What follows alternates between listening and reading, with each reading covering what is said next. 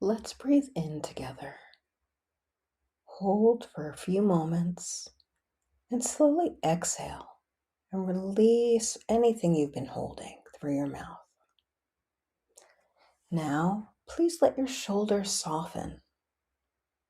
Unclench your jaw. Let your whole body settle and drop just an inch, feeling the relief it brings. Here's something I want to free you from today. The idea that you have to choose between speaking your truth and keeping the peace. So many of us were taught it's one or the other. Be strong or be kind. Stand your ground or keep everyone comfortable.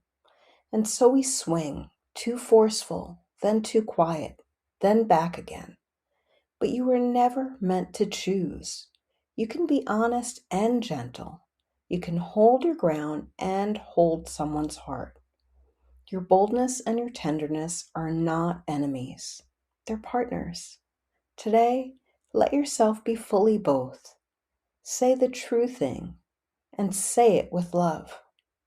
Take a breath in. Feel how much room there is inside of you for both of those to live at once. And exhale with the relief, the knowledge you can be bold and tender at the same time. You don't have to shrink to be kind. You don't have to harden to be strong. I am sending you so much love.